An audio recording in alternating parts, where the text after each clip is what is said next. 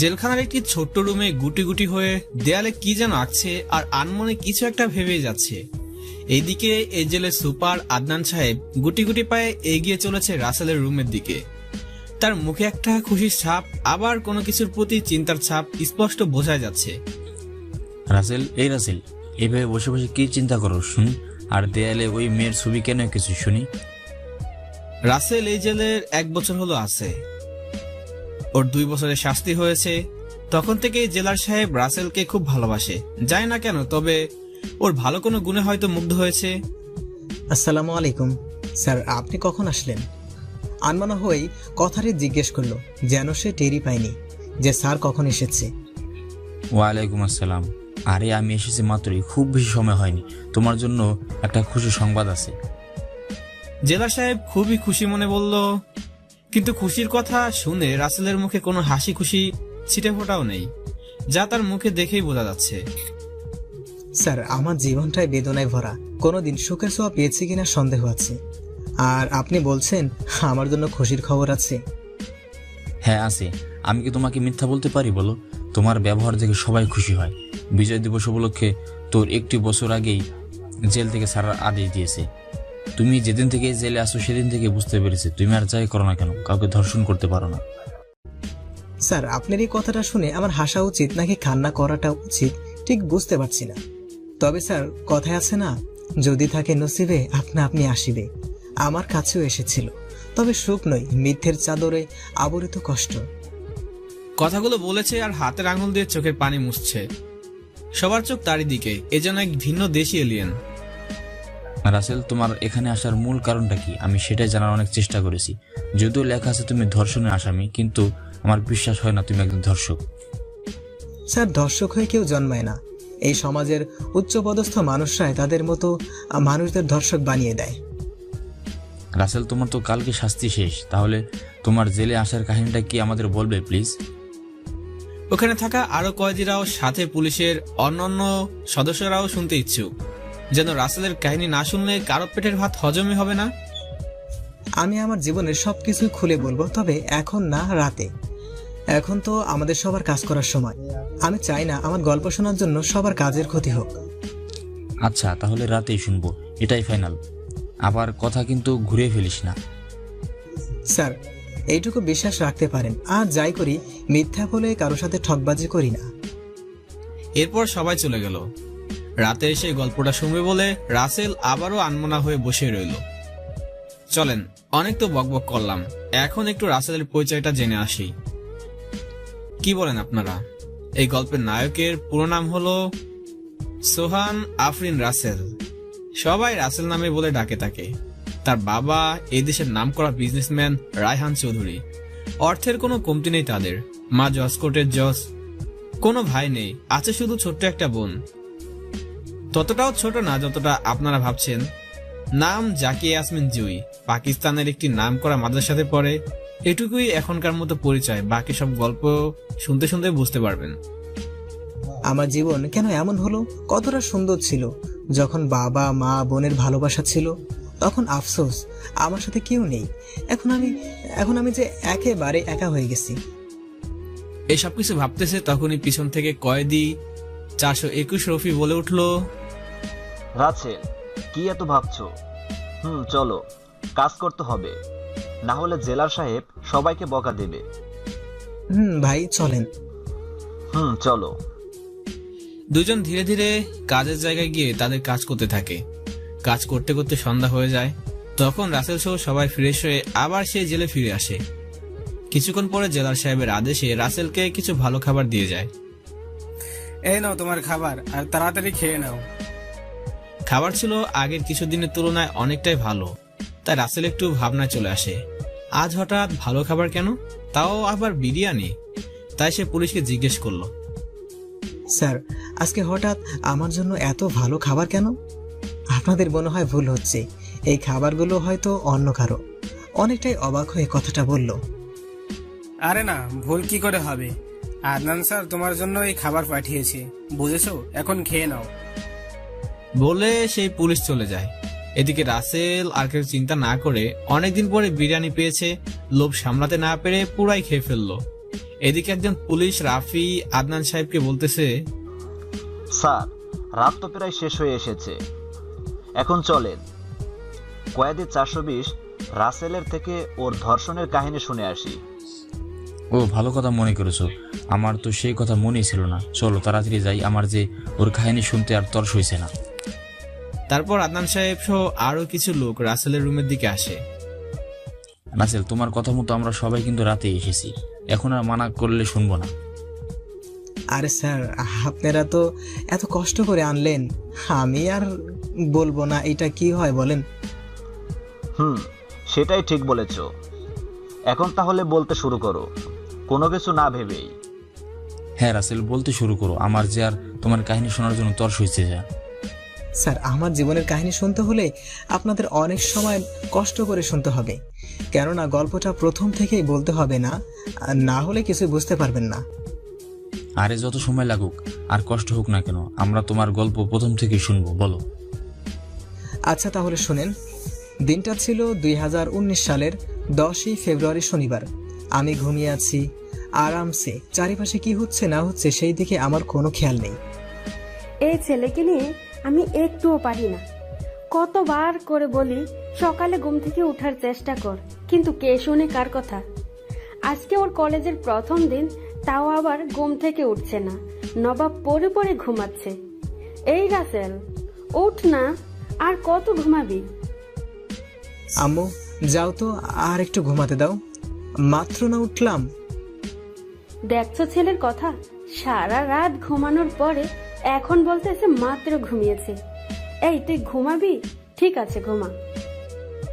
ওইদিকে প্রথম দিনেই কলেজ মিস করো, আমি গেলাম বলে মিস রেহানা বেগম মানে রাসেল আম্মু দরজার কাছে যেতে নিচে, অমনি কি, আজকে আমার কলেজের প্রথম দিন আর তুমি এখন ডাকতেছো? হ, এখন তো সব দোষ আমারই হবে। 2 বার ডেকে গেছি, এখন তাড়াতাড়ি ফ্রেশ হয়ে রেডি হয়ে নিচে আয়, তোর বাবা অপেক্ষা করতেছে। আম্মু তুমি যাও, আমি এই 2 মিনিট ওয়াশরুমে যাচ্ছি, আর 5 মিনিট তোমার কাছে আসতেছি। বলে রাসেল দৌড়ে ওয়াশরুমে ঢুকে যায়, আর রেহানা বেগম হাসতে হাসতে পাগল ছেলে একটা বলে রাসেলের রুম থেকে নিচে চলে আসে। তখন রাসেলের বাবা রায়হান চৌধুরী জিজ্ঞেস করে, কই তোমার আদরের বাদর ছেলে? এই শোনো, আমার ছেলের নামে বাজে কথা বলবে না, বলে দিলাম। আমি তো মজা করে বলছি, রাগ করো কেন?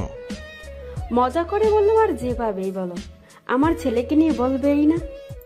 আচ্ছা ঠিক আছে, এখন বলো, রাসেল ঘুম থেকে উঠেছে? তখনই সিঁড়ি দিয়ে নামতে নামতে, কি ব্যাপার মিস্টার বাবা, আমাকে নিয়ে কি কথা হচ্ছে শুনি? এই তো এসে গেছে আমার সোনার চান। তা বাবা, এভাবে ঘুমালে কি তোমার কলেজে যাওয়া হবে? বাবা, আমি কি ইচ্ছে করে ঘুম থেকে উঠিনি নাকি? আমি তো স্বপ্নে দেখতেছিলাম তুমি আমার পাশের বাসায়। আর কিছু বলতে পারলো না রাসেল, কারণ ওর বাবা ওর মুখ হাত দিয়ে চেপে ধরেছে। এই আমাকে কি মায়ের খাওয়াবে নাকি? কানে কানে বললো। তাহলে আমার সাথে লাগতে আসো কেন বাবা? জানো না আমার জজ আম্মু আমার দলে? এই কি ফুসুর ফুসুর করছিস? আর তুই এসব কি পোশাক পরেছিস? যাক, এত সময় পরে হলেও সবার চোখে রাসেলের পোশাকের উপর পড়লো। আসলে রাসেল খুবই সাধারণ পোশাক পরেছে। আরে আমি তোর পোশাক খেয়াল করিনি। তা বাবা, এই পোশাকে কেন পরছিস? আর আমার কি কাপড় কেনার টাকা নাই নাকি? বাবা সেটা না, আসলে আমি চাই না সবাই জানুক আমি ধনী ঘরের সন্তান। আমি চাই সাধারণভাবে গরিবদের কষ্টটা বুঝতে। কিন্তু বাবা। আম্মু কোনো কিন্তু না।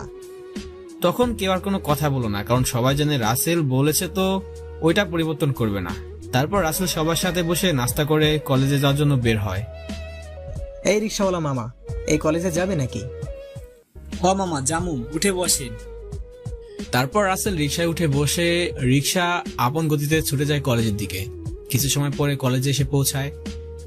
রিক্সা থেকে নেমে 50 টাকার একটা নোট দিয়ে বলল, মামা এই নাও তোমার টাকা। মামা আমার কাছে তো ভাঙতি নেই। মামা তুমি রেখে দাও, আর কিছু কিনে খেও। মামা আপনার মতো মানুষ এখন আছে? 20 টাকার ভাড়া 50 টাকা দিলেন, যেখানে সবাই 20 টাকা দিতেই কত বাহানা করে। মামা সবাই যদি এক হতো তাহলে পৃথিবীতে বেঁচে থাকা কষ্টকর হয়ে যেত। তাই ভালো মন্দ মিলে এই পৃথিবী টিকে আছে। আচ্ছা মামা থাকো, আমি এখন যাই। আমি তো আজকে কলেজের নতুন, তাই রুম খুঁজতে সমস্যা হবে। আচ্ছা মামা, দোয়া করি জীবনে অনেক বড় হন। মামা আমি কি ছোট? হা হা মামা, এই বড় সেই বড় না, এটা হলো শিক্ষিত হয়ে মানুষের মতো মানুষ হয়ে ওঠা।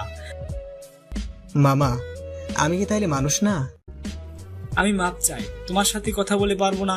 ভালো থাকো, মন দিয়ে লেখাপড়া করো। রাসেল তখন হাসতে হাসতে বলে, আচ্ছা মামা ঠিক আছে, আপনিও সাবধানে থাকবেন। এমনিতে রাস্তায় চলাচল এখন অনেক কঠিন, চারিদিকে শুধু বড় বড় গাড়ি আর গাড়ি। বলে রাসেল কলেজ গেট দিয়ে ভিতরে ঢুকতে যাবে, তখনই পিছন থেকে কেউ একজন ধাক্কা দেয়, যার কারণে রাসেল তাল সামলাতে না পেরে পড়ে যায় সামনে দিয়ে যা কোনো এক জীবন্ত বস্তুর উপর। কিরে মামা, আজকাল মাটি এত নরম হলো কি করে? মনে হচ্ছে আমি কোনো এক তুলার বস্তার উপরে আছি। রাসেল এসবের থেকে ধ্যান ভাঙে ঠাসটাস শব্দে। এটা কি হলো? আমাকে থাপ্পড় দিল কেডা? অনেকটাই আতঙ্কিত হয়ে। আসলে রাসেল একটা মেয়ের উপর পড়েছে, তাই তার কাছে মনে হচ্ছে সে কোনো তুলার বস্তার উপর পড়ে আছে। এই মেয়েটা হলো আমাদের আজকের গল্পের নায়িকা, নুসরাত ইমরো শিখা। বাবা মার আদর করে শিখা বলে ডাকে। একেবারে বজ্জাতের হাড্ডি একটি মেয়ে, ছেলেদের পোশাক পরে থাকতে বেশি পছন্দ করে। সারা শরীর যেন অহংকার আর দেমাগে ভরা। এবার বিএসসি প্রথম সেমিস্টার অ্যাডমিশন নিয়েছে ইলেকট্রিক্যাল অ্যান্ড ইলেকট্রনিক্স ডিপার্টমেন্টে। বাবা শরীফ চৌধুরী একজন নামকরা বিজনেসম্যান আর শিখার মা একজন গৃহিণী। ছোট লোকের বাচ্চা, তোর সাহস হয় কি করে আমার উপরে পড়ার? রাসেল চারদিকে খোঁজে আসল এই কথা কে বলেছে, কোথা থেকে, কিন্তু সে বুঝতে পারছে না। যে একটা মেয়ের উপর শুয়ে আছে এই ভাবতেছে। তখন যখন কথা শুনলো না, তখন শিখা আবার ঠাস ঠাস করে লাগিয়ে দিল রাসেলের গালে। এবার ঘোরের অবসান ঘটেছে, তাই ঘটনা বুঝতে পেরে তাড়াতাড়ি উঠে পড়ে। হে রে, আমি এত সময় এই চুলার উপরে শুয়েছিলাম, এইসব কিছু আনমনা হয়ে ভাবতাছে। কি রে ক্ষেত, গুনে গুনে 4টা থাপ্পড় খেয়েও আমার কথার জবাব দিচ্ছিস না? আরো খেতে ইচ্ছে করছে নাকি? এত সুন্দরী মেয়ের নরম হাতে থাপ্পড় খেলে খারাপ লাগবে না। শিখার দিকে তাকিয়ে ঘোরের মাঝে বলে ফেলে, কে যেন বিড়বিড় করে বললি, আবার বল, আমি শুনতে পাইনি। অনেকটা রেগে। না কিছু বলিনি তো, শুধু বলেছি আপনি অনেক সুন্দর, একদম পরীর মতো। চুপ, তোর মতো ছোট লোকের মুখে আমার সৌন্দর্যের কথা শুনতে ভালো লাগে না। তুই আগে এটা বল, আমাকে ধাক্কা দিয়ে ফেলে দিয়ে উপরে পড়েছিলি কেন? আসলে আমি ইচ্ছে করে করিনি, কেউ পিছন থেকে আমাকে ধাক্কা দেওয়ার কারণে পড়ে গেছি আপনার উপর, সরি। তোর শরীর গোষ্ঠী কিলাই। তখন পিছন থেকে শিখার বান্ধবীরা নীলা, অনামিকা, সুমি, ইসরাত চলে আসে। এই শিখা, ছেলেটা সরি তো বলছে, তাহলে এমন করছিস কেন? তোরা এর পোশাক দেখেছিস? মনে হয় নর্দমা থেকে উঠে এসেছে। আমার পোশাকটাই নষ্ট করে দিছে। ছি, কি গন্ধ! তুই একাই গন্ধ পাচ্ছিস, আমরা তো গন্ধ পাচ্ছি না। তোদের মনে হয় ঠান্ডা লেগেছে, তার জন্য এমন বাজে গন্ধ পাচ্ছিস না। এই শিখা, বসে বসে তামাশা না দেখে ওকে এমন শাস্তি দে যাতে ভবিষ্যতে আর কোনো মেয়ের উপরে পড়ার সাহস না করে। এই কথা শুনে রাসেল তো ভয়ে চুপসে গিয়েছে। এরা এমন কেন? এই দুইটা মেয়ে কত ভালো, আমাকে ছেড়ে দিতে বললো, আর এরা কি ভয়ঙ্কর রে বাবা, আমাকে কি করে আল্লাহ ভালো জানে, মনে মনে বললাম। কি রে ছোট লোকের বাচ্চা, কি ভাবস? তাড়াতাড়ি কানে ধর, 20 বার উঠবস কর। দেখেন আমি তো সরি বলেছি, তাও এমন করতেছেন কেন? আজকে আমার কলেজের প্রথম দিন। কি তুই প্রথম আর সিনিয়রদের সাথে এমন ব্যবহার করছিস? দাঁড়া, স্যারকে বলে তোকে টিসি দিতে বলছি। না এটা করবেন না, আমি গরিব, আমার বাবা মায়ের অনেক স্বপ্ন আমাকে নিয়ে, প্লিজ এমনটা করবেন না। দেখ শিখা, ছেলেটার সাথে এমন করিস না, ওকে দেখে কিন্তু গরিব বলেই মনে হচ্ছে। তোর দেখি এই ক্ষেতের জন্য দরদ উতলাই পড়তাছে, ওর পরিবর্তে তুই তাহলে কানে ধর। সবাই হাসতে হাসতে বলল, দেখ তোদের সাথে কথা বলাটাই ভুল, থাক আমি গেলাম। আমাকে যেতে দিন প্লিজ। বাবু যাবা তো, আগে কানে ধরো, না হলে আমি স্যারের কাছে গেলাম। আচ্ছা, এটা বাদ দিয়ে আরেকটা শাস্তি দিলে হয় না? আরেকটা শাস্তি? কি করা যায়, কি করা যায়, এই তো পাইছি। আচ্ছা, তুই এখন গিয়ে আমাদের সামনে একটা মেয়েকে লিপ কিস করে দেখাবি। এটা শুনে তো রাসেলের কলেজা শুকিয়ে গেল। যে ছেলে মেয়েদের থেকে গুনে গুনে 100 হাত দূরে থাকে, আর সে নাকি কোনো মেয়েকে কিস করবে, তাও সবার সামনে। কি বলছেন এসব? তাহলে আগেরটা কর, এটা বাদ দিয়ে। না, আমি এটাই করব। কাকে করতে হবে বলেন? তোর ইচ্ছে মতো কোনো মেয়েকে কিস করবি, ব্যাস lip to lip kiss. Russell অনেক সময় ভেবে কাউকে তার মনের মতো না পেয়ে শিখাকে জাপটে ধরে কিস করেছে, যা দেখে ওইখানে থাকা সবার চোখ কপালে উঠে আসার মতো অবস্থা হয়ে গিয়েছে। যে মেয়ের হাত পর্যন্ত ধরার সাহস করে না, আর এই ছেলে শিখাকে কিস করেছে। শিখার তো চোখে ছানা বড় হয়ে গেছে, রাসেলকে ছাড়াতেই পারছে না। 5 মিনিট পর ছেড়ে দিয়েই একটা দৌড়ে রুম খুঁজে রুমে চলে এলে। ওই কুত্তা, কই যাস? তারা তোর সাহস কি করে আমাকে কিস করার? শালা, তোকে আমি দেখে নিব। বলে এটাকে গজগজ করতে করতে চলে যায় ক্লাসের দিকে। এদিকে রাসেল ক্লাসে এসে বসে পড়ে আর ভাবতে থাকে তার সাথে আবার কি করবে ওই মেয়েটা। এসব ভাবতে ভাবতে হঠাৎ রাসেলের চোখ যায় দরজার দিকে, আর দেখতে পায় শিখাদের। যেখানে বাঘের ভয় সেখানে সন্দেহ হয়, গুরুজনেরা ঠিকই বলেছে। আর কি মেয়ে রে বাবা, আমার সাথেই পড়ে আর আমাকে বলে কিনা সে আমার সিনিয়র। শিখা, দেখ, ওই ছেলেটা আমাদের সাথেই পড়ে, মনে হয়। আর কি সুন্দর করে বসে আছে, তোর জন্য একটু ভয় করতেছে না? পরে দেখাবো এই শিখা কি জিনিস, আগে ক্লাস করতে দে। কিছু সময় পরে ক্লাসে স্যার চলে আসে আর সবাই দাঁড়িয়ে সালাম দেয়। আসসালামু আলাইকুম স্যার। ওয়ালাইকুম আসসালাম। তোমরা সবাই কেমন আছো? সবাই একসাথে বলে ওঠে, আমরা ভালো আছি। আপনি কেমন আছেন স্যার? আমি অনেক ভালো আছি। আচ্ছা, তোমাদের সাথে আগে পরিচয় হয়নি। আমি আমিনুল ইসলাম, তোমাদের ক্লাস নিব। এখন তোমাদের সবার পরিচয় দাও একে একে। তারপর সবাই সামনে থেকে পরিচয় দেয়। এখন রাসেলের পালা, কিন্তু রাসেল কিছু বলছে না। কি ব্যাপার, তুমি কিছু বলতেছো না কেন? স্যার, আমার বলার কিছু নেই, তবুও বলি আমি সোহান আফরিন রাসেল। সবাই রাসেল বলেই ডাকে। আমার বাবা ছোট্ট একটা ব্যবসা করে, মা গৃহিণী। এক কথায় বলতে পারেন খুবই গরিব ঘরের ছেলে আমি। রাসেল, গরিব বলে কষ্ট পাবার কিছু নাই। ভালোভাবে পড়াশোনা করো, অনেক বড় হবা। ধন্যবাদ স্যার। এখন পরিচয় দেবার পালা আসে শিখার। এই মেয়ে, তুমি বলো। স্যার, আমি এই শহরের নামকরা ব্যবসায়ী শরীফ সাহেবের মেয়ে নুসরাত ইমরুজ শিখা। এইভাবে অনেক কথা বলে পরিচয় পর্ব শেষ করে কিছু কথা বলে স্যার চলে যায়। আজকে নাকি আর ক্লাস হবে না, তাই রাসেল বাড়ির উদ্দেশ্যে ক্লাসরুম থেকে বাইর হতে নিলে কেউ একজন পিছন থেকে ডাকে, এই ছেলে দাঁড়া। রাসেল শুনতে পেয়ে দাঁড়িয়ে যায় আর পিছনে তাকিয়ে দেখে তার বয়সের একটা ছেলে তাকে ডাকছে। হ্যাঁ ভাই, আমাকে ডাকছেন? হ্যাঁ, তুমি ছাড়া তো আর কাউকে ডাকিনি। ও, তাহলে বলেন কি জন্য ডেকেছেন? আমি শুনেছি তুই নাকি শিখাকে বিরক্ত করেছিস। ও, তাহলে ওই মেয়েটা বলেছে মনে মনে। ভাই, আমি ইচ্ছে করে তো অমনটা করিনি। শোন, তোকে দেখে অমনটা মনে হয় না, আর যেহেতু আজকে তুই প্রথম তাই মাফ করে দিলাম, কিন্তু পরে যদি শুনি তাহলে হাড্ডি একটাও আস্ত থাকবে না। ধন্যবাদ ভাই, আমি তাহলে আসি, আর আমি আপনার কথাগুলো মনে রাখবো। রাসেল বলে রিক্সা নিয়ে বাসায় চলে আসে। কি রে বাবা, আজকে প্রথম দিন ক্লাস কেমন করলি? আর কোনো ঝামেলা হয়নি তো আবার? না আম্মু, কিছু হয়নি। আর একটা ক্লাস করে ছুটি হয়েছে, প্রথম দিন বলে নাকি এমনটা হয়েছে। ও আচ্ছা, তাহলে যা ফ্রেশ হয়ে খেতে আয়। আম্মু, তুমি তো আদালতে গেছিলা, ফিরছো কখন?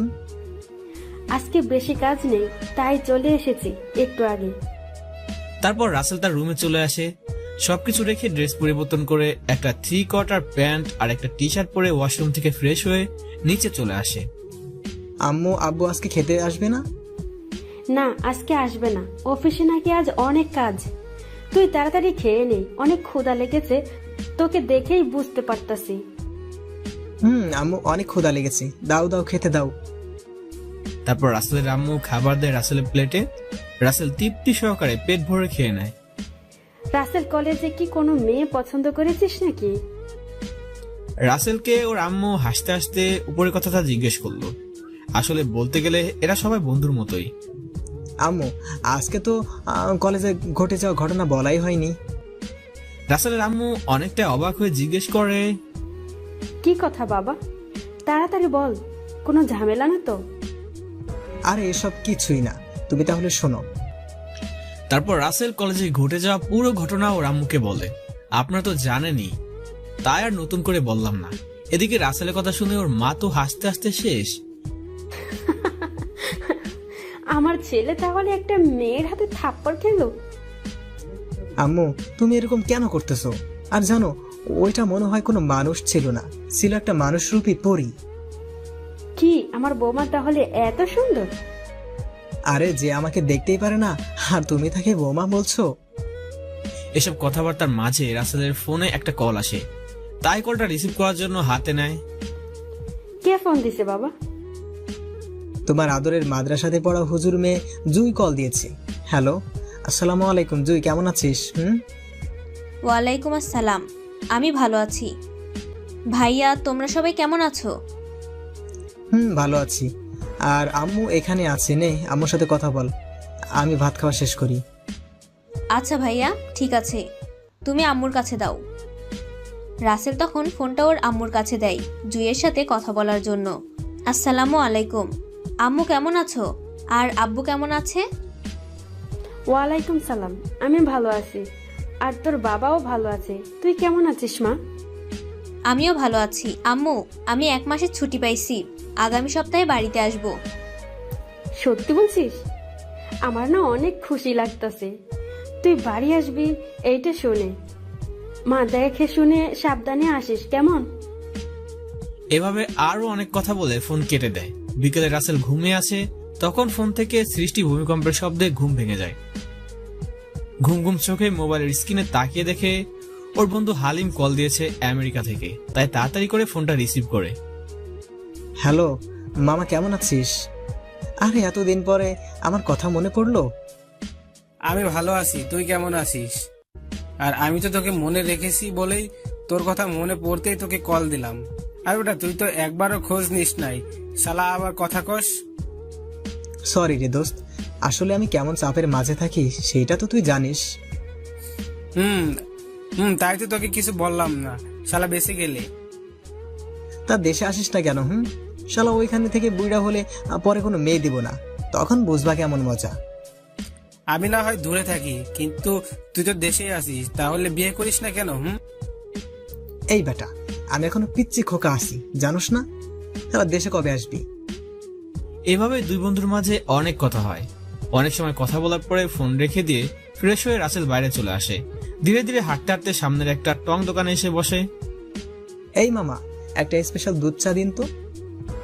মামা বসেন, আমি 1 মিনিটে বানিয়ে 2 মিনিটে দিচ্ছি। কিছু সময় পরে, এই মামা নিন আপনার চা। তারপর রাসেল চা নিয়ে খেতে থাকে। এক পর্যায়ে রাসেলের চোখ রাস্তায় আটকে যায়। দেখতে পায় রাস্তা দিয়ে এক সাদা পরী হেঁটে যাচ্ছে। মনে হচ্ছে পরীর রাজ্য থেকে ভুল করে মাটিতে চলে এসেছে। একটু ভালো করে খেয়াল করেই তার ভাবনাটা ভুল প্রমাণিত হয়, কেননা ওই মেয়েটাই ডেঞ্জারাস শিখা ছিল। সুন্দর হতে পারে, কিন্তু মনটা তার সুন্দরী না। একটা কথা মাথায় ধরছে না, এই মেয়ে প্যান্ট আর টি শার্ট বা টি শার্ট ছাড়া কিছুই পরে না। সে আজ 3 পিস পরেছে, কারণ কি? ধুর, যাই কারণ হোক না কেন, ওকে কিন্তু এই গেটআপে অসম্ভব সুন্দর লাগতেছে, মনে মনে বললাম। রাসেল এভাবে তাকিয়ে থাকাটা শিখা ঠিকই খেয়াল করে। রাগে তার শরীরটা কম কম করতে থাকে, কিন্তু একটা ভালো কাজে যাচ্ছে বলে কিছু না বলে চলে গেল। শালা, আমি এখন একটা ভালো কাজে যাচ্ছি বলে এখন বেঁচে গেলি, না হলে তোর খবর করতাম। তারপর রাসেল চা শেষ করে আবার বাসায় চলে আসে। বাসায় এসে একটু বই নিয়ে বসে, কিন্তু বই আজ তার সাথে বেইমানি করছে। পড়ার পরিবর্তে শিখা চাঁদমুখটি ভেসে উঠেছে। দূর, আমি কি পাগল হয়ে গেলাম নাকি? ওর কথা কেন মনে পড়তেছে? তবে কি আমি ওকে ভালোবেসে ফেলেছি? হ্যাঁ, আমি ওকে ভালোবেসে ফেলেই, যেটা প্রথম দেখায় একতরফা ভালোবাসা নামেই পরিচিত। এসব ভাবছে ঠিক তখনই রাসেলের মনে অনেকদিন হলো এফবিতে যাওয়া হয় না, তাই বই রেখে এফবিতে ঢুকে। কিন্তু মেসেজ দেখে ওর চোখ কপালে, কেননা প্রতিটা মেসেজ শুধু ভাই গল্প কি আর দিবেন না, কবে গল্প দিবেন ভাই, আপনার মনের গহীনে লুকিয়ে থাকা প্রেম।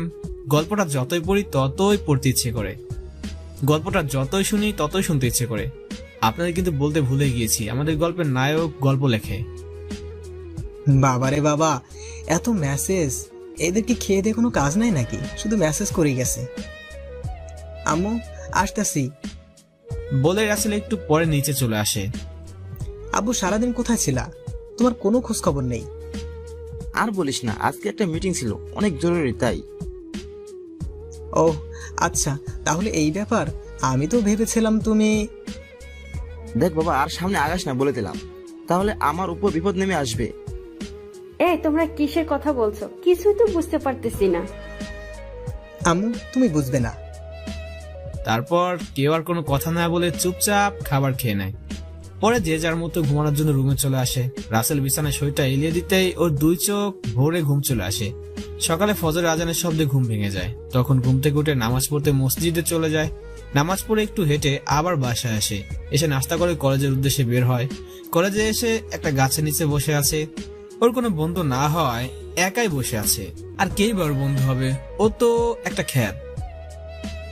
এই দুনিয়ায় টাকা পয়সা স্টাইলিশ হওয়াটাই কি আসল? গরিব মানুষকে মানুষ না?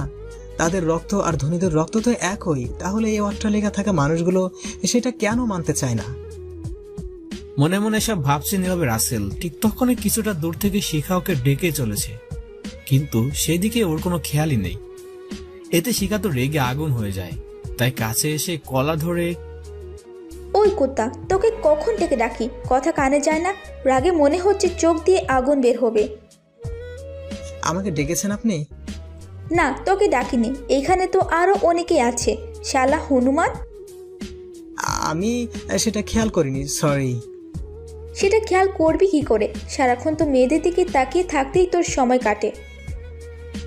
এটা আপনি কি বলছেন? আমি আবার কোন মেয়ের দিকে তাকালাম?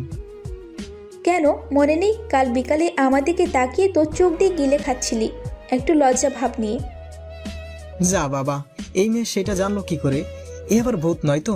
মনে মনে বললাম, হে, আপনি কোথাকার সুন্দরী যে আপনার দিকে আমি তাকিয়ে থাকবো?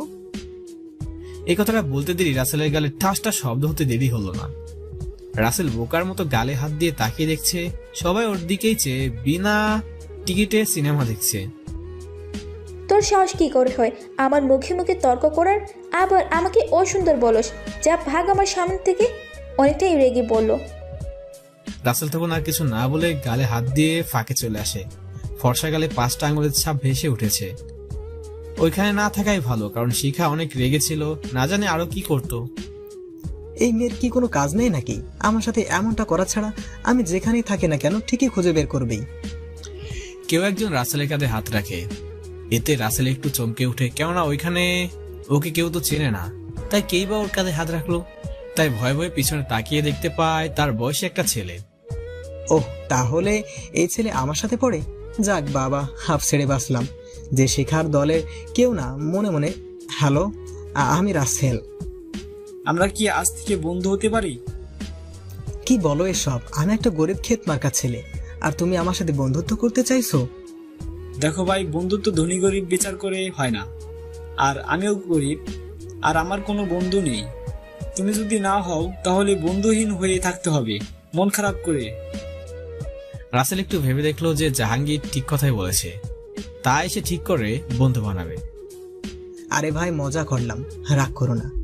আমরা আজ থেকে বন্ধু, ঠিক আছে? এবার ঠিক আছে, অনেক খুশি হয়ে। রাসেল আর জাহাঙ্গীর জমিয়ে আড্ডা দিচ্ছে, তখনই পিছন থেকে শিখা বলে ওঠে, কি রে খ্যাত, ভালোই তো বন্ধু বানাইছিস, তাও তোর মতোই খ্যাত। বলে ওর বন্ধুরা হাসতে শুরু করলো। দেখেন, আমাকে নিয়ে যা মন চায় বলেন, কিন্তু আমার বন্ধুকে নিয়ে একটা বাজে কথাও বলবেন না। এই শিখা, দেখে ছেলের রাগ উঠেছে, মনে হয় আমাদের মারবে। কি রে ছোট লোকের বাচ্চা, আমাদের মারবি? ছি, কি পোশাক পরে এসেছিস, গন্ধ বের হচ্ছে। নাক ধরে বলল, এই শিখা, চল তো। ও তো তোর কোনো ক্ষতি করেনি, তাহলে ওর পেছনে কেন লেগেছিস? আরে, ওকে থাপ্পড় না দিলে আর অপমান না করলে আমার পেটে ভাত হজম হয় না। আপনারা থাকেন, আমরা চাই। ঠাস করে একটা থাপ্পড় লাগিয়ে বলে, ছোট লোকের বাচ্চা, তোর এত সাহস, আমাদের সামনে দাঁড়িয়ে বলছস চলে যাবি? তোর সাহস কি করে হয়, ফকিন্নির বাচ্চা? রাসেল আর নিজের রাগকে কন্ট্রোল করতে পারো না। তাকে নিয়ে যা বলছে তাতে কোনো আপত্তি নেই, কিন্তু ওর বাবা মাকে নিয়ে কথা বলবে এটাও সহ্যই করতে পারে না, তাই ঠাস ঠাস করে 2টা থাপ্পড় লাগিয়ে দেয়। এটা দেখে ওইখানে থাকা সবাই তো আতঙ্কিত হয়ে যায়, সবার চোখ এদের দিকে। আমাকে নিয়ে যা ইচ্ছা বলেন, কিন্তু আমার বাবা মা সম্পর্কে একটা কথাও চলবে না। তোর এত বড় সাহস এই শিখা চৌধুরী গায়ে হাত দিস, তোর হাত আমি কেটে নিব বলে দিলাম। যা পারেন করেন, আমি এখানে অপেক্ষা করতেছি। তখনই ক্লাসের সময় হওয়াতে ঘন্টা বাজিয়ে দেয়, তাই সবাই ক্লাসে চলে যায়। তোকে আমি দেখে নিব বলেই হন হন করে রুমের দিকে চলে যায়। রাসেলও যায়। রাসেল, এদের সাথে লাগা কিন্তু ঠিক না, এরা অনেক ভয়ঙ্কর। বলতে গেলে এখন না জানি কি করে। এত ভয় পেলে কি দুনিয়ায় টিকে থাকা যায় নাকি? আর তুই চিন্তা করিস না, এখন চল ক্লাসে যাই। চল। তারপর ওরা 2 বন্ধু ক্লাসে চলে যায়। ক্লাসে এসে দেখতে পায় স্যার এখনো আসেনি, কিন্তু একটু লক্ষ্য করে দেখতে পায় শিখা অগ্নিদৃষ্টিতে ওর দিকে তাকিয়ে আছে। মনে হচ্ছে এখনই খেয়ে ফেলবে। বর্ষাকালে 5টা আঙুলের ছাপ ফুটে উঠেছে। এই তাড়াতাড়ি গিয়ে বসে, দেখছিস না কিভাবে চেয়ে আছে তোর দিকে কানে কানে। রে চল। তারপর ওরা ছিটে গিয়ে বসে। কিছু সময় পরে স্যার চলে আসে, সবাই সালাম দেয়। বসো তোমরা। আর সবাই কেমন আছো? সবাই একসাথে বলে ওঠে সবাই ভালো আছে। স্যার ক্লাস করে এভাবে একে একে সবগুলো ক্লাস শেষ হয়ে যায়। সবাই বাড়িতে যাওয়ার জন্য বের হয়ে পড়ে। আমি তাহলে আসি, তোর বাসা ওই দিকে, দেখে শুনে সাবধানে যাস কেমন? আচ্ছা, তুইও সাবধানে যাস। বলে রাসেল একটা রিক্সা নিয়ে বাসায় চলে আসে। আর বাসায় এসেই, আম্মু তাড়াতাড়ি খাবার দাও, খুব ক্ষুধা লেগেছে। ছোট সাহেব, ম্যাডাম এখন আশপাশে নাই, আপনি বসেন, আমি খাবার দিচ্ছি। আচ্ছা। রাসেল ফ্রেশ হয়ে এসে খাবার খেয়ে নেয়। একা একা ভালো লাগছে না, তাই সোফায় বসে টিভি দেখছে। তখনই, ঠিক বাবা, কখন আসলি তুই? কি ব্যাপার আজকে হঠাৎ রাজা রানী একসাথে যে? আর আমি একটু আগে এসেছি। আসলে তোর বাবা আর আমি এক জায়গায় গিয়েছিলাম তোর বিয়ে ঠিক করতে। বিয়ের কথা শুনে তো রাসেল অবাক হয়ে যায়। আমার এখনো পড়াশোনা শেষ হয় নাই, আর তোমরা সোজা বিয়ে দিতে যাচ্ছ? আরে বাবা, আমার বন্ধুর মেয়ে অনেক সুন্দর, শুধু কাবিন করে রাখবো, সমস্যা কোথায়? রাসেল ভালো করে জানে এদের আর বুঝিয়ে কোনো লাভ হবে না, কারণ এরা যা বললে তাই হবে। থাকো তোমাদের বিয়ে নিয়ে, আমি গেলাম।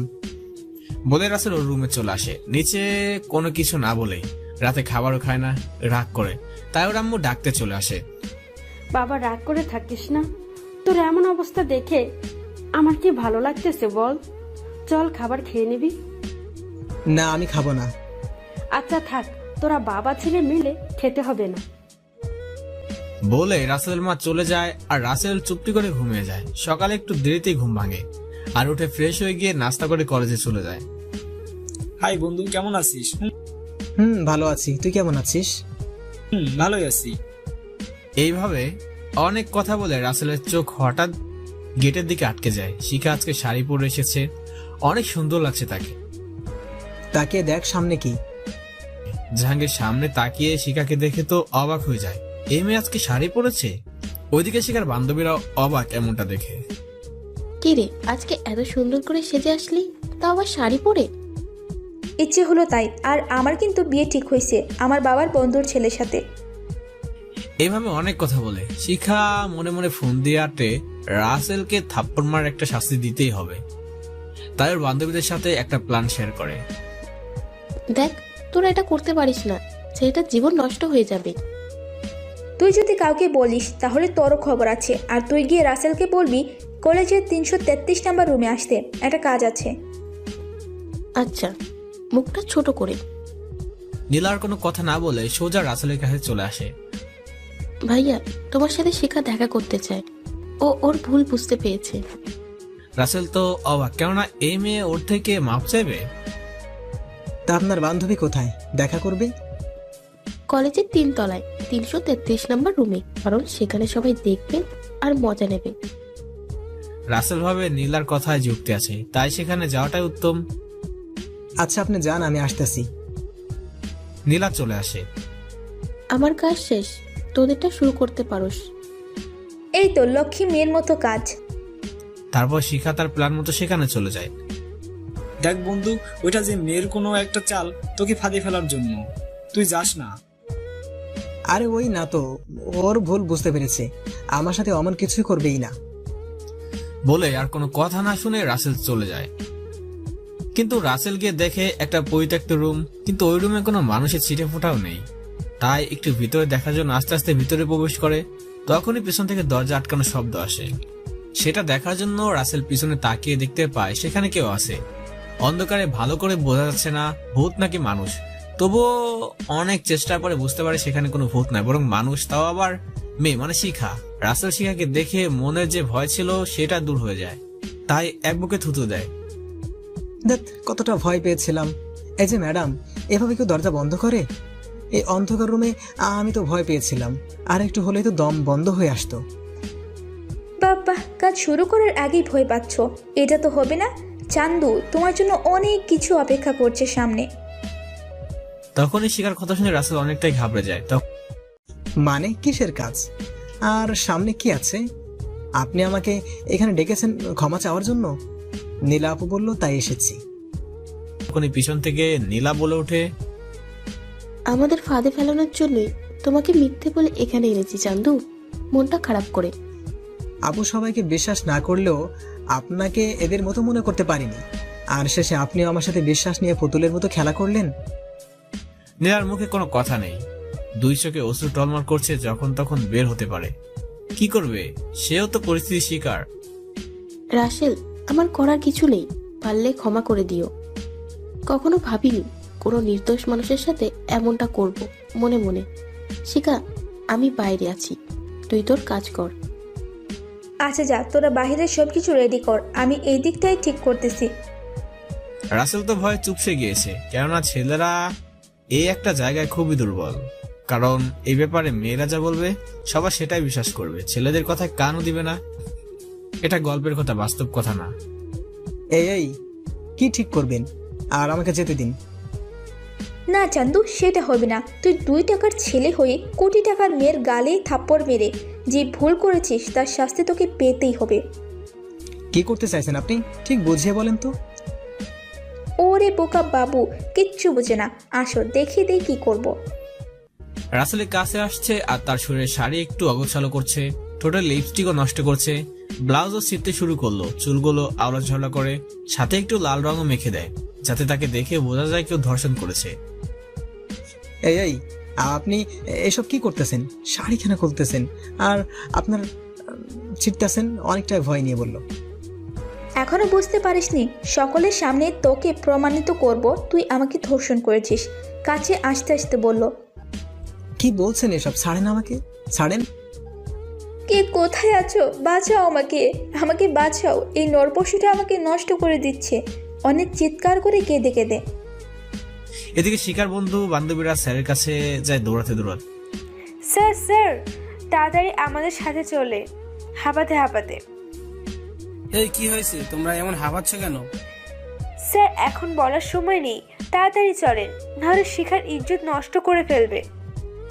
তারপর স্যার আর কিছু না বলেই ওদের সাথে দৌড়ে দৌড়ে চলে আসে, আর শুনতে পায় ভিতরে থাকা শিকার চিৎকার করতেছে। এই তোমরা কি দেখছো?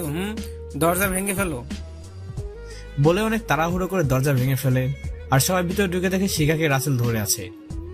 শিখা সবাইকে দেখে রাসেলের কাছ থেকে তাদের কাছে চলে যায়। স্যার, এই লম্পটটা আমার সর্বনাশ করেছে। তখন নীলা ওর চাদর দিয়ে শিখাকে জড়িয়ে নেয়। স্যার বিশ্বাস করেন, আমি কিছুই করি নাই, সবকিছু এদের সাজানো নাটক। স্যার দৌড়ে এসে ঠাস ঠাস করে রাসেলের গায়ে থাপ্পড় লাগিয়ে দেয়, আর এই বলে, তোর মতো ছেলেরা এমনটা করতে পারে? তোদের তো বাবা মা লেখাপড়ার জন্য পাঠায় না, পাঠায় মেয়েদের সাথে অস্বাভাবিত করতে। আজ রাসেলের চোখে জল, তার জন্য তার বাবা মা কথা শুনেছে, ইচ্ছে করছে এখনই আত্মহত্যা করে, কিন্তু নিরুপায়। সে নিয়তির কাছে চুপ করে দাঁড়িয়ে শুনছে স্যারের কথা, চোখ দিয়ে অনবরত জল পড়ে যাচ্ছে। কেন এই মুখে নেই কোনো মুখে শব্দ? তুইও যে এমন হবি সেটা কখনো কল্পনা করিনি। সিসি, তোর মতো একটা খারাপ ছেলের সাথে আমি বন্ধুত্ব করেছি। দোয়া করি আল্লাহ তোর মতো বন্ধু যেন কারো কপালে না জুটায়। রাসেলের মুখে কোনো কথা নেই, সেই সব দেখে পাথর হয়ে গেছে, চোখ ভর্তি অশ্রু গড়িয়ে পড়ছে। এই তোমরা দাঁড়িয়ে কি দেখছো? ও একটা ধর্ষক, তোমরা আগে নিজের হাতে শাস্তি দাও, পরে অন্য ব্যবস্থা নেওয়া যাবে। স্যার এই কথাটা বলার সাথে সাথেই সবাই ঝাঁপিয়ে পড়ে রাসেলের উপরে। রাসেলের মুখে শুধু একটাই শব্দ, আমি কিছুই করিনি। তোমরা কেন বোঝো না আমি কিছুই করিনি? এতটাই মেরেছে যে রাসেলের চোখ দিয়ে অশ্রু আর শরীরে বের হচ্ছে রক্ত। তবুও কারণ কোনো মায়া নেই ওর প্রতি, কারণ ও একটা ধর্ষক। আমাকে থাপ্পড় মারো না, এখন বুঝো কেমন লাগে। বলেছিলাম না আমার সাথে লাগলে তার ফল ভালো হবে না। এখন বুঝো কেমন লাগে। নীলার চোখে পানি, সে কিছুই বলতে পারছে না, শুধু চেয়ে চেয়ে দেখছে আর ভাবছে। আজ আমি যদি মিথ্যে বলে এখানে না আনতাম তাহলে ওর এত কষ্ট হতো না। রাসেল অতিরিক্ত মার সহ্য করতে না পেরে একসময় অজ্ঞান হয়ে যায়, কিন্তু সেদিকে কারো খেয়ালই নেই, মেরে যাচ্ছে। তখন স্যার লক্ষ্য করে, এই তোমরা থামো, রাসেল তো নড়াচড়া করতেছে না, কিন্তু কিছু হয়ে গেল না তো? এই কথাটা শুনে সবাই মারা বন্ধ করে। শিকার তো ভয় কলেজা শুকিয়ে গিয়েছে, যদি কিছু হয়ে যায়। তখন সবার মধ্যে একজন রাসেলের পাল চেক করে দেখে কিছু হয়নি। স্যার আর মারার দরকার নেই, এখন ওর চোখে পানি দিয়ে জ্ঞান ফেরাও। আমি দেখি ওর ফাইল থেকে ওর বাবা মার তথ্য পায় নাকি, আর পুলিশকে আসতে বলছি। তখন পুলিশ কথাটা শুনে শিকার অনেক খারাপ লাগে, সে এত কিছু ভেবে দেখেনি। স্যার পুলিশ কেন? শিখা মামুনি, তোমার কোনো ভয় নেই, পুলিশ এই জানোয়ারটার বিচার করবে। বলেই স্যার চলে যায়। তাই শিখা চাইলেও কিছু বলতে পারে না। এদিকে একজন রাসেলের চোখে পানি ছিটিয়ে দিচ্ছে, কিন্তু ওর গান ফিরছে না। এভাবে অনেক সময় করার পর রাসেলের গান আসে, দেখে সবার মুখে হাসি রেখা ফুটে ওঠে। এদিকে স্যার গিয়ে পুলিশকে সবকিছু খুলে বলে আর কলেজে আসতে বলে। রাসেলের ফাইল ঘেটে ঘুটে একটা নম্বর পায়, সে নম্বরটা ছিল রাসেলের বাড়ির ল্যান্ড লাইনের নম্বর। স্যার ফোন দিলেই বাড়ির কোনো কাজের লোক ফোন রিসিভ করে। আসসালামু আলাইকুম, কে বলছেন স্যার?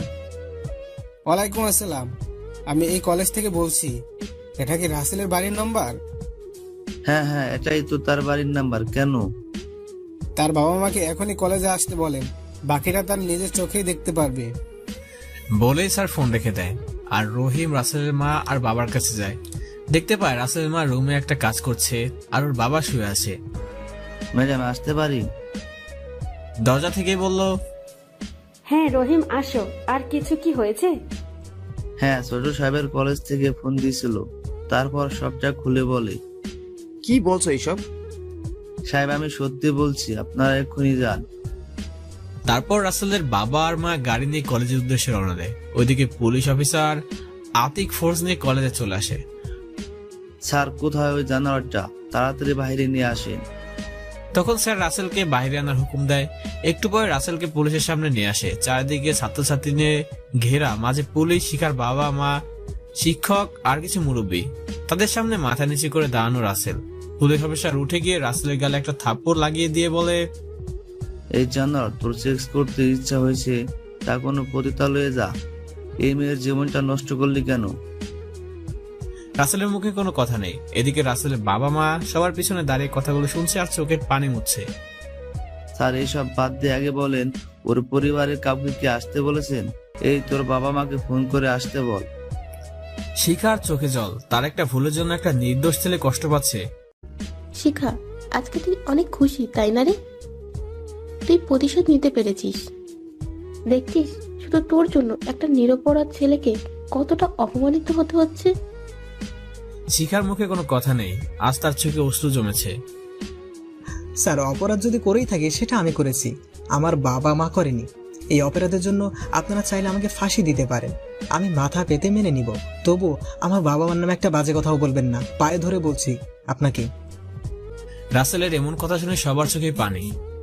সবাই নিস্তব্ধ, কারো মুখে কথা নেই।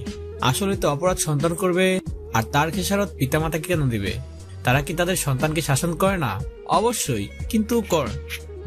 মিস্টার রায়হান চৌধুরী, ছেলেটা কিন্তু সঠিক কথাই বলেছে।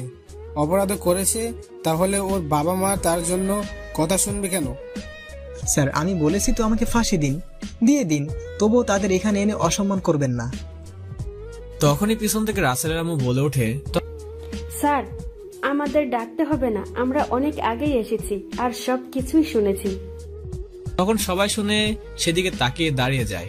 সবাই অবাক রাসেলের বাবা মাকে দেখে। ম্যাডাম আপনি এখানে? সেলুট দিয়ে। আসতেই হলো, আপনাদের তো ওর মতো খারাপ ছেলের খারাপ মা বাবাকে দেখতে চেয়েছেন।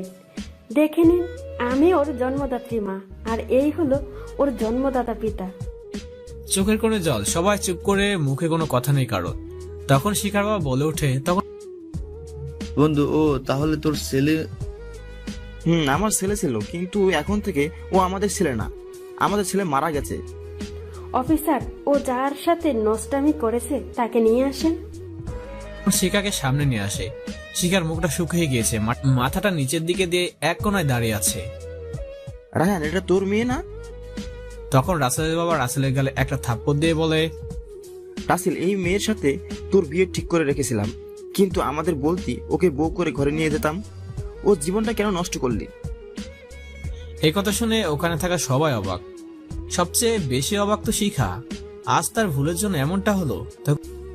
আজ প্রতিশোধ নিতে গিয়ে নিজের হবু বরের সাথেই এমনটা করলাম। ছি, আমি তো নারী জাতির কলঙ্ক। কি করে পারলাম একটা নির্দোষ ছেলের সাথে এমন করতে? অফিসার, ওকে নিয়ে যান। ওর মতো ছেলে এখানে থাকলে সবাই বিপদে পড়বে। এই হাত দিয়ে কত মানুষের অন্যায়ের শাস্তি দিয়েছি, আর ওকে ওর পাপার শাস্তি দিব না, এটা ভাবলেন কি করে? শিখা কিছু বলতে যাবে, অমনি অনামিকা শিখার মুখ চেপে ধরে। এই কি করছিস? এখন তুই সব বললে আমরা সবাই ফেঁসে যাব। তার চেয়ে বরং পরে বলে সব ঠিক করা যাবে। শিখার কানে কানে। শিখা ওর কথা বুঝতে পেরে আর কিছু বলল না। রাসেল ওর বাবা মায়ের পায়ে পড়ে যায়। আম্মু, আমি কিছুই করিনি, সব আমাকে ফাঁসানোর জন্য ওদের সাজানো নাটক। আমি কেমন সেটা তোমরা ভালো করেই জানো। বিশ্বাস করবো তোকে? এই শুনে রাখ, আজ থেকে তুই আমার ছেলে না। আমার একটা ছেলে ছিল, মারা গেছে, মনে করবো আমার ছেলে নেই। তখন আবার রাসেল ওর বাবার পায়ে ধরে বলে, আব্বু, তুমি তো বিশ্বাস করো আমি কিছুই করিনি। বিশ্বাস? তা আবার তোকে? আমার কাছে তুই মৃত্যু। তখন রাসেল দৌড়ে নীলার কাছে চলে যায়। আপু, আপনি সবকিছু জানেন, আমার আব্বু আম্মুকে একটু বুঝিয়ে বলেন না। কিন্তু নীলা কিছু না বলে সেখান থেকে চলে যায়। নীলারও খুব করে বলতে ইচ্ছে করছিল, কিন্তু বলতে পারেনি। এখন আমার মেয়েটার কি হবে? ওর বিচার আইন করবে। অফিসার, ওকে নিয়ে যান, কালকে আদালতে ওর বিচার হবে। তখন পুলিশ রাসেলকে টানতে টানতে নিয়ে যায়। এদিকে রাসেলের বাবা আর মার চোখের পানি। কি থেকে কি হয়ে গেল? মামনি, তুমি কোনো চিন্তা করো না, ও ওর শাস্তি পাবে বলে সেখান থেকে বাসায় চলে এসে সোফায় বসে পড়ে। মাথায় হাত দিয়ে রাসেলের বাবা মা রাসেলের আম্মুকে জিজ্ঞেস করে, আচ্ছা বলো তো, আমাদের রাসেলের কি বিচার করবে তুমি? খুব তো সবার সামনে বললে ও আমাদের ছেলে ছিল, কিন্তু এখন নাই, মরে গেছে। আসলে আমরা কি আমাদের কলেজা ছাড়া থাকতে পারবো? এই কথাটা শুনে রাসেলের আম্মু বলে, শুধু কি আমি একাই বলেছি? তুমি বলনি? আমি আইনের হাতে বাঁধা। ওর অন্যায় অনুযায়ী ও যেই শাস্তি পাবে সেটা ওকে পেতেই হবে, হোক না সে আমার ছেলে। আইন সবার জন্য সমান। তাই বলে আমাদের ছেলে সেই কথা একটু ভাববে না? ও যদি এই জিনিসটা ভাবতো, তাহলে এমন জঘন্য কাজ করার আগে আমাদের কথা একবার হলেও ভাবতো। যাই হোক, এই বিষয়ে আর কথা বলবো না। মনে রেখো, অন্যায় যে করে আর যে অন্যায় সহে, দুজনেই সমান অপরাধী। তারপর রাসেলের আব্বু কোনো কথা না বলে তার রুমে চলে যায়।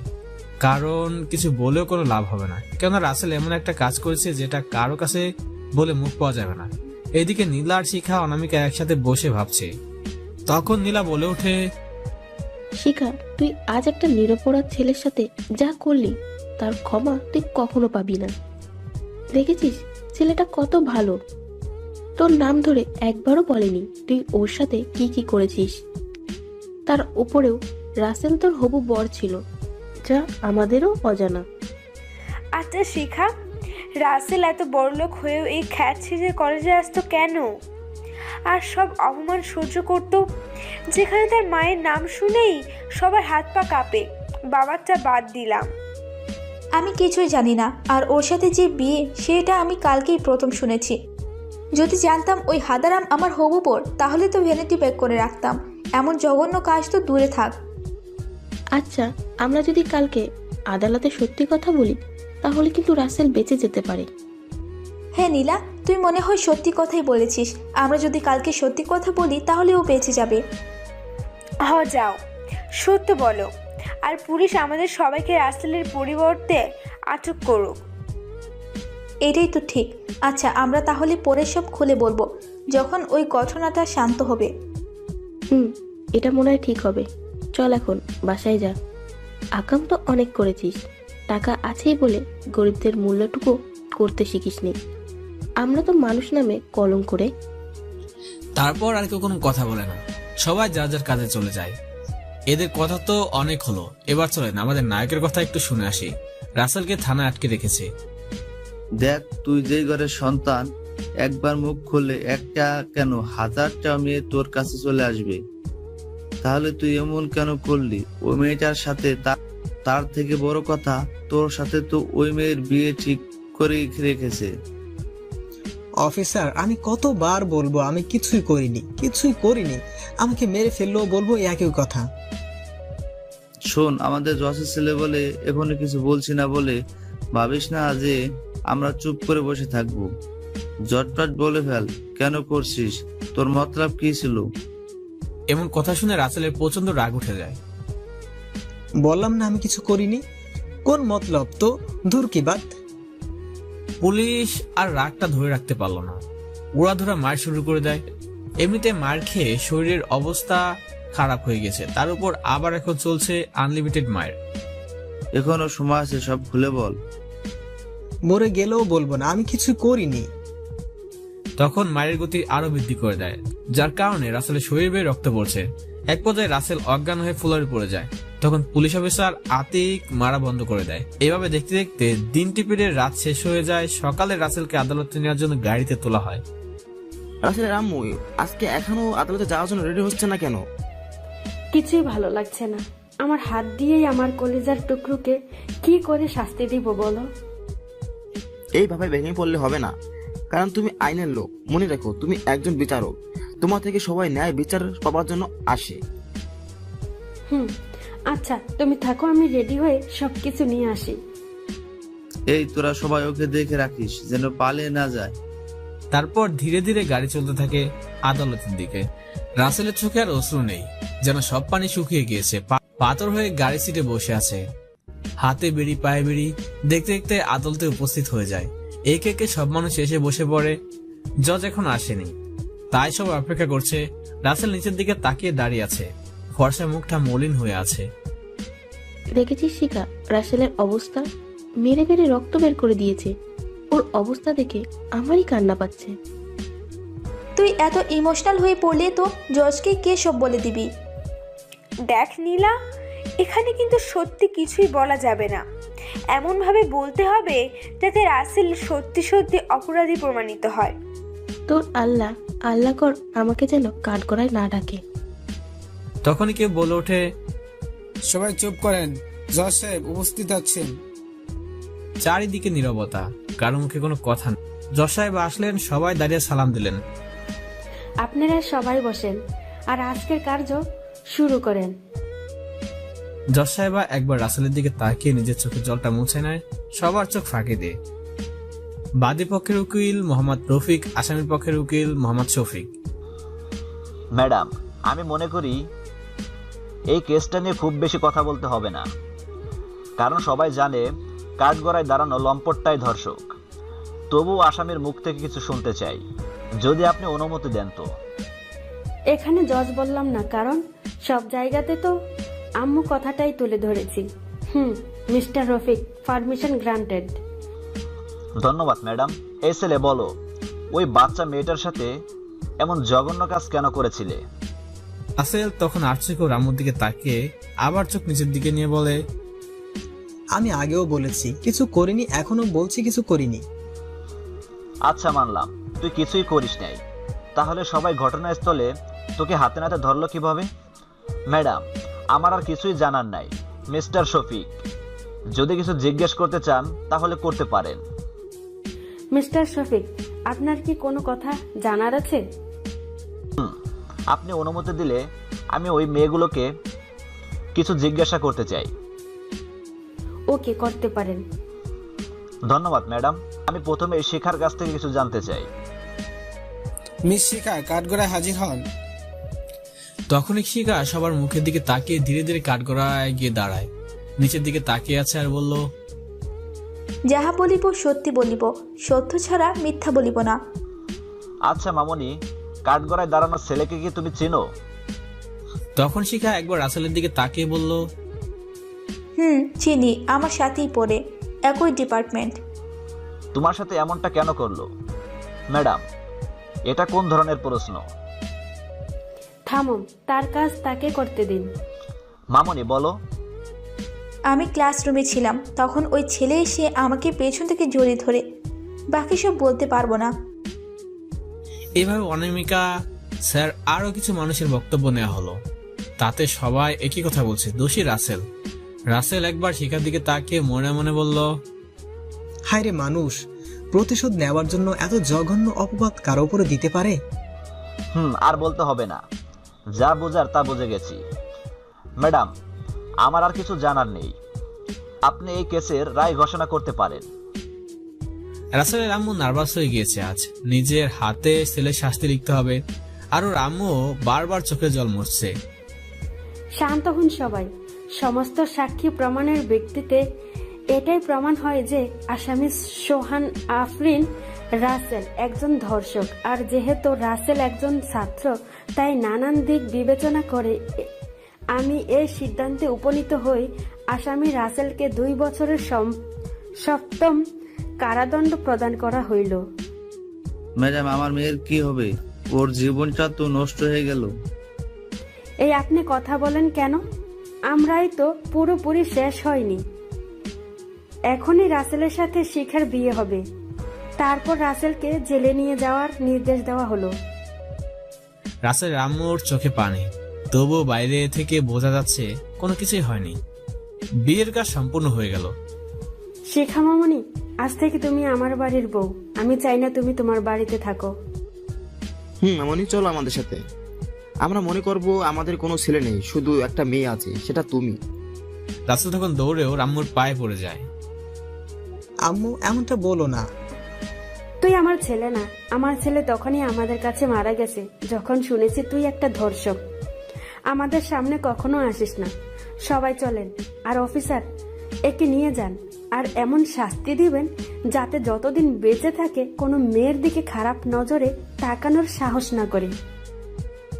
অনেকটাই ডেকে, আর সেটা শুনে রাসেল বলে উঠলে, জজ সাহেবা, আজকে আইনের কালো কাপড়ে আপনার চোখ বাঁধা পড়ে আছে, কিন্তু একদিন এই সত্যটা জানতে পারবেন, যেদিন আপনার চোখ থেকে কালো কাপড়টা সরে যাবে। কিন্তু আফসোস, সেই দিন হয়তো আমাকে আর পাবেন না। আর এই যে ম্যাডাম, আমার নামে মিথ্যা অপবাদ দিয়ে যে কষ্টটা আমাকে দিলেন, এর 4 গুণ কষ্ট আমি আপনাকে ফেরত দিব। কথাটা শুনে শিখাও কিছু বলো না। কি বা বলবে, সব তো তারই কাজ, আর রাসেল তো ভুল বলেনি। ইট মারলে পাথর তো খেতেই হবে। রাসেলও বাবা মাকে উদ্দেশ্য করে বলে, সাহেব আর জজ ম্যাডাম, আমি তো আপনাদের না জানি একটা এতিমখানার সব খরচ বহন করতাম। এখন তো আমি জেলে যাচ্ছি, জানি না কোনোদিন এই দুনিয়ার আলো আমার চোখে পড়বে কিনা, নাকি ধুকে ধুকে অন্ধকার জেলের এক কোনায় পড়ে মরে থাকবো। কেউ খোঁজও নিব না, যে পর্যন্ত আমার এই শরীরে পছন্দ ধরে গন্ধ বের না হয়। দয়া করে আপনারাও এতিমখানার খরচ বহন করিয়েন, এটা আমার অনুরোধ। ছেলে হয়ে না, একজন কয়েদি হয়ে, আর পারলে ক্ষমা করে দিয়েন। অফিসার, চলেন। চোখ মুছতে মুছতে বের হয়ে গেল রাসেল পুলিশের সাথে।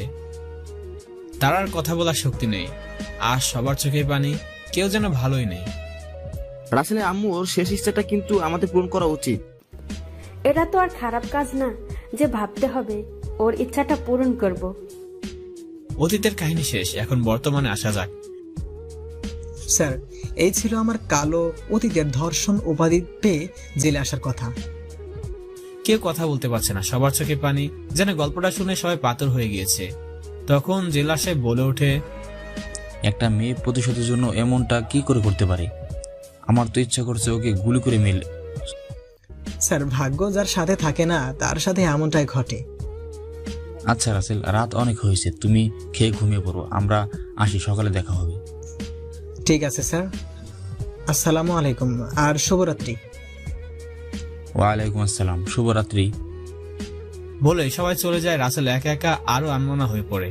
আজকে একটু হলেও ওর ভালো লাগতেছে, এটা ভাবে যে একটু হলেও তার কষ্টটা কারো সাথে শেয়ার করেছে। এদিকের কথা তো অনেক শুনলেন, রাসেলের অতীতের কাহিনীটা শুনলেন। এখন চলেন একটু রাসেলের পরিবারের কাছ থেকে ঘুরে আসি। আম্মু ওষুধটা আগে খেয়ে নাও, না হলে কিন্তু কান্না করে দিব। আসলে রাসেল টেনশন করছে, কারণ তার আম্মু প্রায় অসুস্থ থাকে, তাই জোর করে শিখা ওষুধ খাওয়ায়।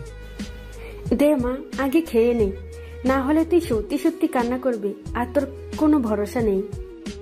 হাসতে হাসতে বলে শিখা ওষুধটা খাইয়ে দেয়। তখন এই রুমে ঢুকে রাসেলের বাবা। কি নিয়ে মা মেয়ে এত খুশি?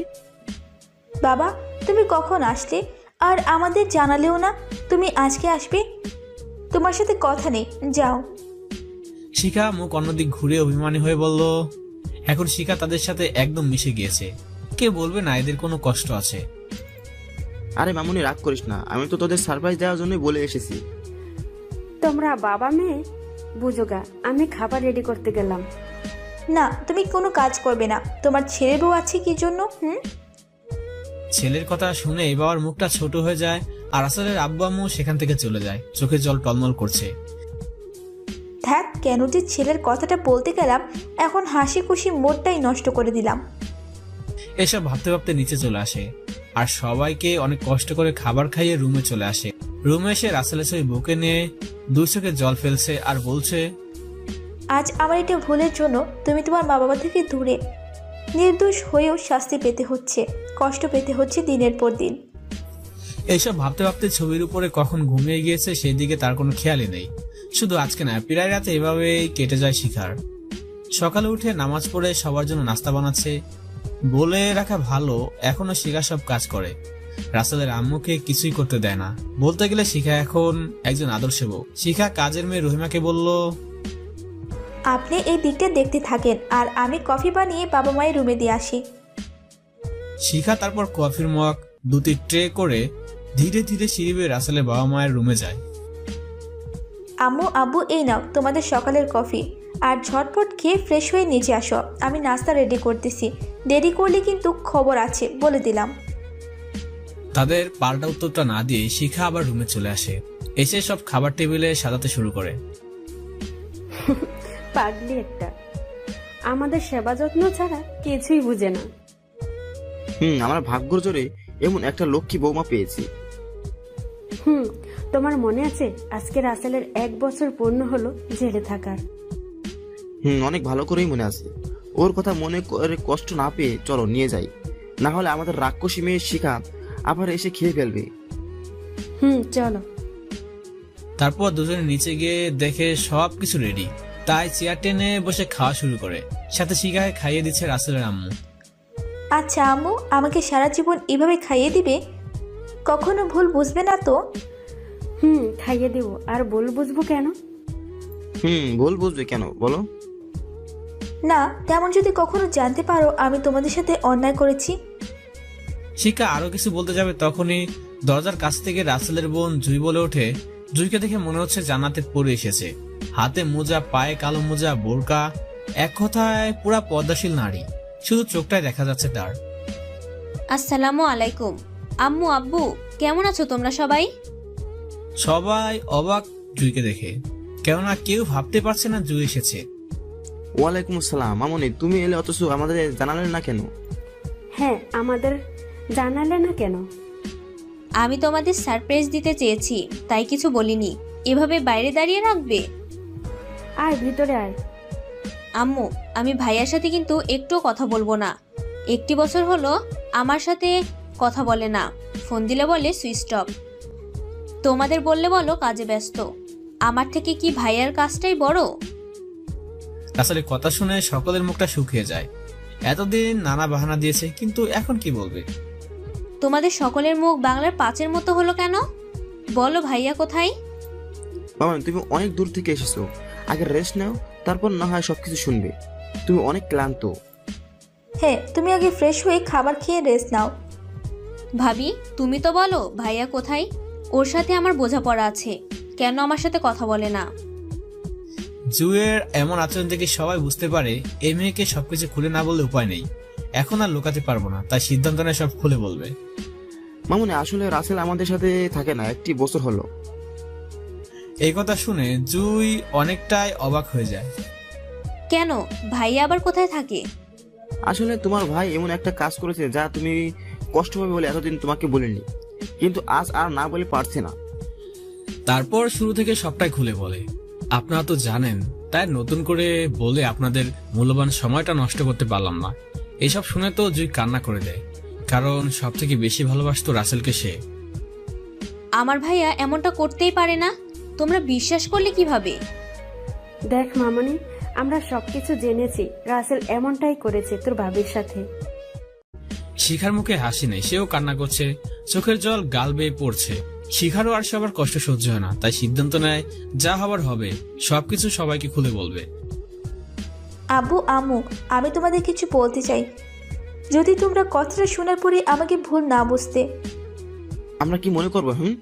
পাগল মেয়ে একটা, বল কি বলতে অনুমতি চাচ্ছিস আমাদের থেকে? আমি বলতে চাই, যখনই শিখা কিছু বলতে যাবে তখনই দরজার পাশ থেকে শিখার বাবা বলে ওঠে, কি খবর বন্ধু, কেমন আছিস? আমাদের কথা একেবারেই ভুলে গেছিস তাই না? আমরা ভালো আছি, তোরা ভালো আছিস তো? আর তোদের কি ভোলা যায় বল? শিখা ওর বাবা মাকে দেখে দৌড়ে তাদের কাছে গিয়ে জড়িয়ে ধরে আর বলতে থাকে, আম্মু আব্বু, তোমরা কেমন আছো? আর এতদিন পরে আমার কথা মনে পড়লো। মনটা একটু ছোট করে বলল, মামনি, তোকে তো সব সময় মনে করি, কিন্তু আসার সময় হয় না। জানিসই তো কত কাজে বিজি থাকতে হয়। সেটা জানি, তাই বলে মেয়েকে দেখতে আসবে না, এটা কি হয়? তখনই শিখার বাবার চোখ যায় দাঁড়িয়ে থাকা জুয়ের দিকে। আচ্ছা বন্ধু, এই মেয়েকে তো চিনতে পারলাম না। আসলে শিখার বাবা রাসেলের বোনকে কখনো দেখেনি, শুধু শুনেছে। আর জুই এখনো দাঁড়িয়ে আছে। ও, এটা আমার মেয়ে জুই, আজকে পাকিস্তান থেকে এসেছে। আসসালামু আলাইকুম আঙ্কেল আন্টি, আপনারা কেমন আছেন? ওয়ালাইকুম আসসালাম, আমরা ভালো আছি। এভাবে অনেক কথা বলে তারা সবাই খাবারের পর্ব শেষ করে। আর তখনই আবু বলে ওঠে, আচ্ছা শিখা, মামনি তুই কি যেন বলতে চাইছিলি? এই কথা শুনে শিখা একটু চমকে যায়, কেননা তার বাবা মাও এখানে আছে। এখন কি করবে? অনেকে ভেবে চিনতে সিদ্ধান্ত নেয় যে সব ঘটনা খুলে বলবে, তারপর যা হবার হবে। আব্বু, আসলে আমি এমন কিছু বলবো যা তোমাদের সকলের অজানা। আমি অনেক বলতে চেয়েছি, কিন্তু ভয় বলতে পারি না। কি এমন কথা যা বলতে এত ভয় পেয়েছিস? অনেকটাই অবাক হয়ে। আগে বলো, কতটা শোনার পরে আমাকে ভুল বুঝবে না? মামনি, আগে বল। তাহলে মন দিয়ে পুরোটা শোনো। তারপর শিখা শুরু থেকে সবকিছু খুলে বলে। আপনারা তো আগে সবটা জানেন, তাই নতুন করে গল্পটাকে বড় করলাম। সবকিছু শুনে ওইখানে উপস্থিত সবাই অবাক হয়ে যায়। আর শিখার বাবা উঠে গিয়ে ঠাস ঠাস করে কয়েকটা থাপ্পড় লাগিয়ে দেয় শিখার গালে আর বলে, এই সব দেখার জন্য তোকে বড় করেছি, সামান্য প্রতিশোধ নেওয়ার জন্য একটা নিরাপদ ছেলের জীবনটা নষ্ট করলি। বাবা, আমাকে ক্ষমা করে দাও, আমি যা করেছি সবটাই ভুল করেছি।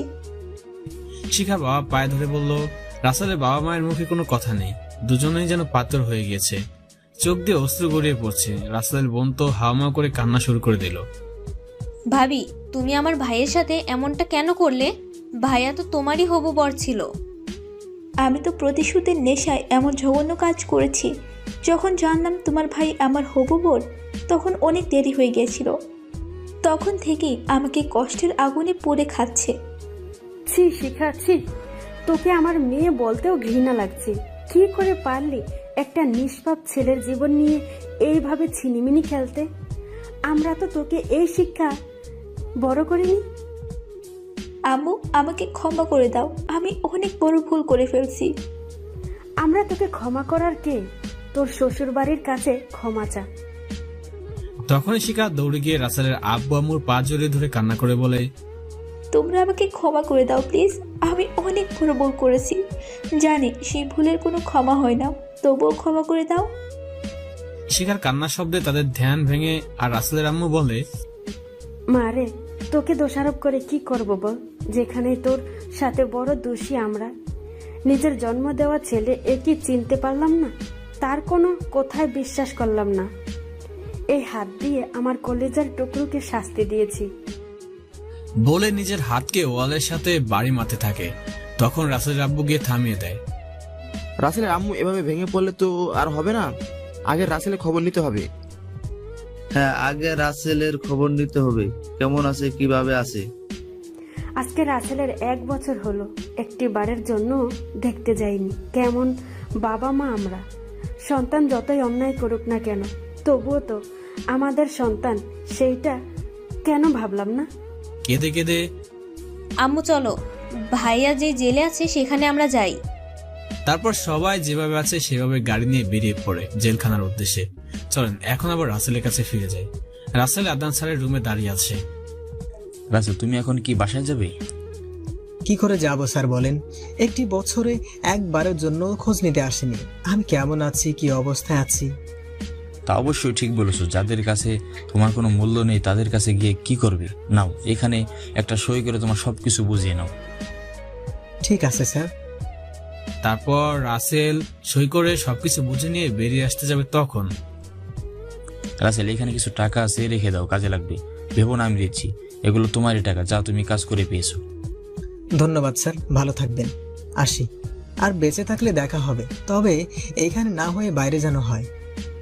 তুমিও ভালো থেকো, আর কোনো সমস্যা হলে আমাকে বলবে। এই বান্দার তোমার জন্য সবসময় হাজির। আজকে কঠোর হৃদয়ের মানুষটার চোখেও একটা কয়েদির জন্য পানি, আর তার বাবা মায় বুঝে থাকে। আফসোস, এই সমাজ ব্যবস্থা বড় নিষ্ঠুর। মিথ্যাকে সত্য আর সত্যকে মিথ্যা বানায়। রাসেল জেলের গেট থেকে বের হয়ে আকাশের দিকে তাকিয়ে আবার নিচের দিকে তাকিয়ে ধীরে ধীরে হাঁটতে শুরু করে।